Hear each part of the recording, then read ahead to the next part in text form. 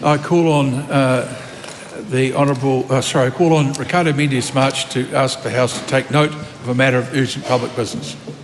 Thank you, Mr. Speaker. I wanted to raise this urgent debate for the fact that this isn't just an ordinary IT failure. This is an IT upgrade that was supposed to enable the sharing and collection of people's biometric information, data that is extremely sensitive.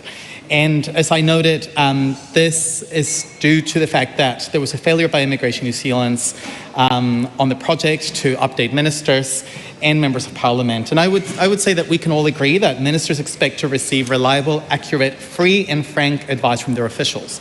This is fundamental to the functioning of democratic and accountable government here in Aotearoa. Ministers and MPs receiving misleading information from officials, denying ministers and MPs accurate oversight of expensive and failing IT projects undermines democratic and accountable government, and it is of great significance.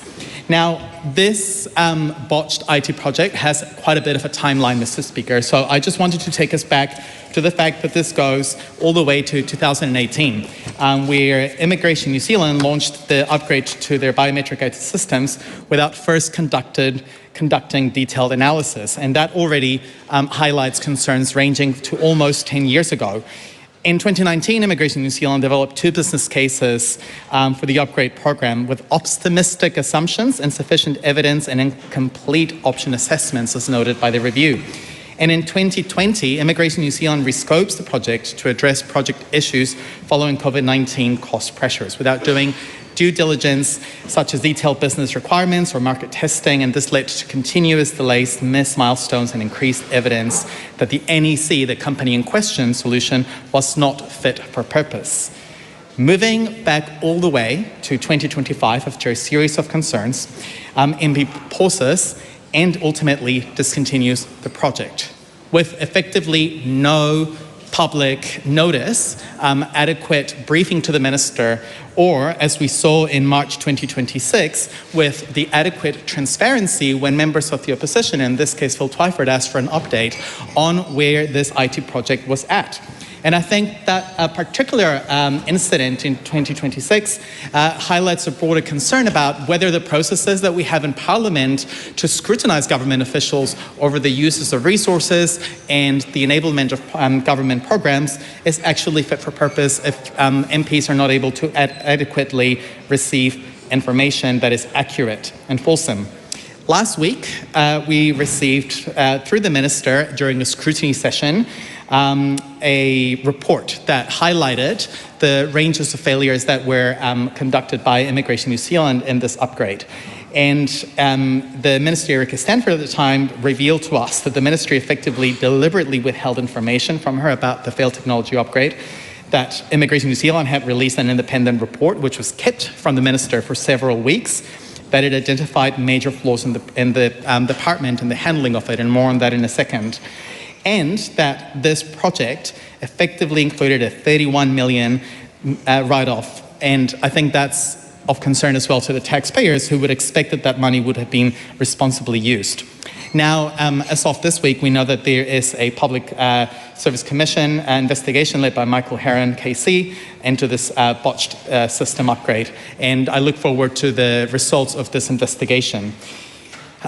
In terms of the purpose of this, the Biometric Capability Update, BCU, which I may refer to it later, was supposedly intended to modernize our Immigration New Zealand's identity management solution by upgrading the NEC, the software provider, which I want to note, by the way, that this is a provider that is used by several other countries, including in the United States at the airport, as far as I've been able to ascertain from public information. So this is a company that is used quite extensively worldwide.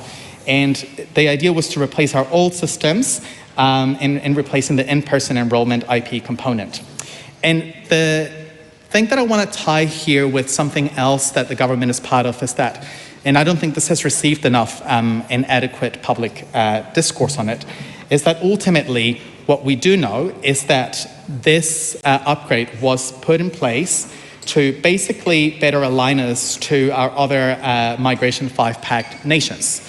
And I think that's quite important because the biometric information that is supposed to be collected through this upgrade would have included information on refugees and asylum seekers or immigrants. And in the case of the former, we're talking about groups of people who would have been fleeing potentially life-threatening situations. And I would expect that members of parliament as well as the public would want a robust system with adequate safeguards to ensure that that information does not land in the wrong hands. Already, there's a lot of secrecy and lack of public information over the Migration 5 Pact. There's also concerns around, for example, what happens to that information once it lands in the hands of those other host countries. So, for example, we have very little oversight over whether that biometric information is used adequately by the likes of the United States, who currently have a government that is very much targeting migrants, asylum seekers, and refugees. And this is related to the botched upgrade because if we look at the report that the minister dropped in the select committee session last week, we know that there were a range of cybersecurity concerns. And I'm going to just quote, Mr. Speaker, some of the stuff that we received at the time. Now, in the report that we received, it was noted that cybersecurity remained a persistent and material issue throughout the project. There were multiple attempts to reach agreement with NEC on resolving these vulnerabilities. And the report goes on to say that NEC was often slow or unwilling to address concerns raised by IMBY. This report also noted that all the way back in 2024, there were reviews on this security assessment, which identified numerous technical vulnerabilities, including 7 rated as high risk. And there were attempts at remediating these issues with NEC that were deemed impractical, such as short notice, and the report goes on to talk about how effectively very out-of-the-box solutions had to be created in order to address this. Now, this is particularly concerning because if we have an IT upgrade project relating to people's biometric information, where there were a lot of cybersecurity issues attached to it, and on top of that, ministers and members of parliaments were not actually being updated over the risks that came alongside this program. That raises huge concerns over what could have happened if this project had continued to go ahead with a company that clearly wasn't actually up to standard. And it raises further concerns about ministers being kept in the dark over cybersecurity issues that could have massively compromised people's privacy or worse, safety. Because when we talk about biometric information from the likes of asylum seekers and refugees, like I said earlier, we're talking about groups of people who are fleeing persecution. We're talking about information that could be obtained through bad faith acts, but agents that seek to harm them, or the very same agents that they're escaping persecution from. So the fact that this report identified that there were humongous cybersecurity concerns, and yet that ministers were being kept in the dark, to us raises humongous concerns and further questions that I think sit a little bit outside of the scope of what this review commissioned by the Public Service Commission is carrying out. One of the things that I think is critical to ascertain from the minister moving forward is what involvement we're going to continue having with the Migration 5 Pact. And more importantly, what are the next steps in updating our biometric data gathering regimes in order to comply with the likes of those other nations? I don't think we have had answers on the future of our IT systems in relationship to biometric information from the minister herself. So I think while we scrutinize this botched IT upgrade by Immigration New Zealand, questions remain over the future of our participation in the Migration 5 Pact and whether we're going to continue trying to move ahead with better complying with the expectations from our partners on automated information sharing of the likes of migrants, asylum seekers, and refugees as biometric information. So I hope that throughout this debate, the minister will be able to clarify the future of this IT upgrade, our future participation in the Migration 5 Pact, and that we're able to also get clear answers from the minister over the next few weeks and months over exactly what are her expectations when it comes to, for example, cybersecurity or how this information is handled by other countries in the Migration 5 Pact, which this IT project was actually effectively for. And so I look forward to other members highlighting their concerns, but more importantly, I look forward to government members laying out their expectations over the future of our participation in these programs, which ultimately led to a nebulous, secretive, and botched IT upgrade that I don't think that anyone, any service, certainly not taxpayers, members of Parliament, or the ministers involved in it. The Honourable Erica Stanford. Thank you, Mr. Speaker. Before I begin, I'd just like to say I'm going to stick to the scope of this debate. There have been some wild assertions made by the previous speaker that are somewhat outside of the scope that I'm not going to address. They are for the future. I'm going to stick to the facts and that we know so far, and also the scope of this debate today. Mr. Speaker, this is a project that has been going on for some time. In fact, since 2019, and really had its problems start from day one. It's very clear in the report that MB commissioned that I was able to provide to the Select Committee, which I'd only had 2 or 3 days before, that the problems with this biometric capability upgrade started on day one with a business case that was not up to standard. There are many questions that need to be asked through the Public Service Commissioner's report, and I'll go over those in a moment. But the history of this case goes back to that fatally flawed business case. And then fast forwarding to 2020, when officials decided to drastically change the scope of the project from what essentially was an off-the-shelf biometric capability piece of technology into something much, much bigger, into essentially that merged with what is described as a workflow program. Now that, as far as I have been briefed on, was not something that had been done before by this particular vendor, and when you trace back all of the details, this was the second and also most crucial decision that was made to take something that potentially could have been delivered to something that actually probably never was able to be delivered. The next range of things that happened were delays. Of course, COVID was in there, but the eventual delays of the project and cost escalations because of the poor business case, over-optimism, and the fact that decisions had been made around that change to scope that fatally flawed the project. And it's interesting to delve into that time frame because the questions that now need to be asked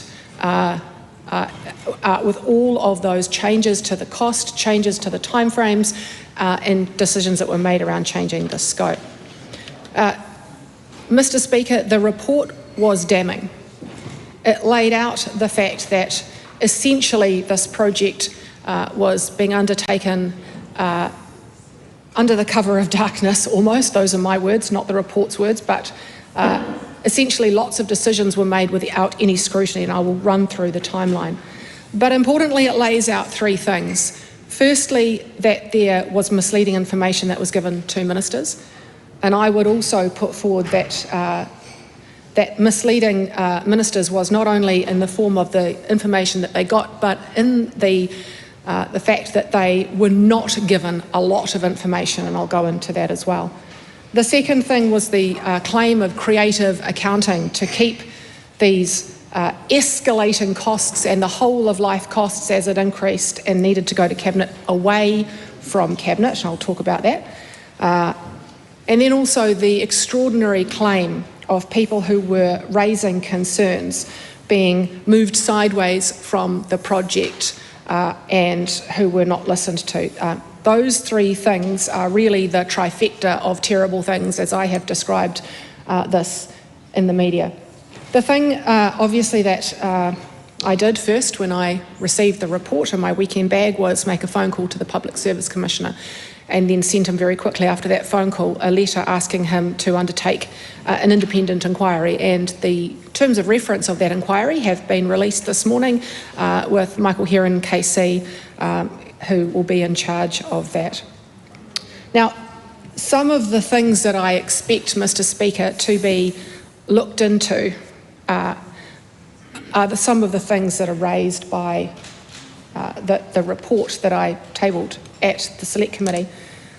But fascinatingly, and importantly, are all the steps along the way that officials were taking without the scrutiny of ministers or of cabinet. And while I'm not passing any judgment, I'm just raising some of the things that will need to be looked at by the Public Service Commissioner. The original business case in 2019 with a whole of life cost of $19.49 million, as far as I can see, with all the information that I've asked for, was not signed off by ministers. Now, at the time, as far as I understand, 15 million was the amount needed to have sign-off by ministers. This was 19.49, and I can't see any sign-out by ministers. Mr. Speaker, then in May 2020, the second crucial point where the scope changed dramatically from an off-the-shelf product into a workflow product that was to be merged and eventually not be able to be delivered. As far as, again, I can see it, I've asked for all information that was given to previous ministers. That massive change in scope, as far as I can see, not signed off by ministers or not given to ministers to sign out. And then, Mr. Speaker, the whole of life cost starts at 19.49 million. In May 2020, it's 22.83 million. Again, no paperwork signed out by ministers because it's exceeded its original whole of life cost. In July 2020, Mr. Speaker, the whole of life cost had reached 30.75 million, not signed out by any ministers. July 21, still no sign out by ministers. The first paper that I can find that had been delivered to ministers to alert them to anything was November 2021, 2 years after the original business case, where, Mr. Speaker, it simply said to ministers, note that the whole of life cost is now 30 million, and then approve another 22 odd million from baselines to keep the project going, which was approved. And that was signed out, as properly signed out by the Minister of Finance and the Minister at the time, Chris Farfoy, with Grant Robertson. But that was, as far as we can see, the first time that immigration had come to ministers to say, hey, the whole of life cost is now 30 million. The first time they'd said it's exceeded, as far as I can see, the original whole of life cost at 19.49 million. But you will note, Mr. Speaker, from what I'd said earlier, by November 2021, when I can find this first paper, it had already exceeded the whole of life cost and had already been at 30 million since July 2020. It wasn't until November 2021 that a paper went to ministers to say, not approve, but just note that it is now 30 million. And these are some of the things, some of the questions that I expect to be answered. Of course, the project carried on, and then in July 2023, officials went to the new Minister of Immigration, Honourable Andrew Little, and said, look, again, costs blow out, time blow out, and requested that it go from 30 to 35 million, those whole of life costs. That was signed out, and I think I mentioned in Select Committee, it was a pamphlet. It was literally 2 pages of scant information provided to the Minister. And then 1 month later, in August of 2023, officials came back to Mr. Little, not with a paper, because I think he sent them packing before they could give him one, and asking for Cabinet to sign off an increase from 35 to 40. Now, I think that at that point, Mr. Little, the Honourable Mr. Little said, no, thank you, we're not doing that.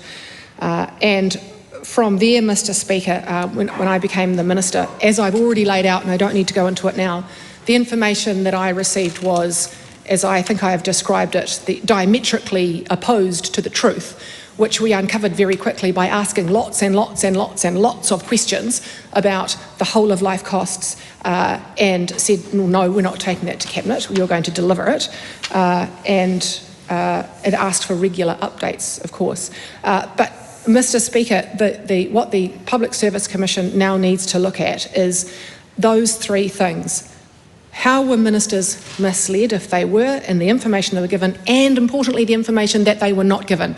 Because as I can see over the last 6 years of this, ministers were given scant information. Who was moved on? And how were those creative accounting practices actually undertaken? I have a fair idea, but I'll leave that to the PSC. Mr. Speaker, this spans multiple governments, multiple ministers. There are many, many questions to be answered. I've laid out some of the ones that I believe should be answered. Now I have faith in Michael Heron KC to undertake this review. Thank you.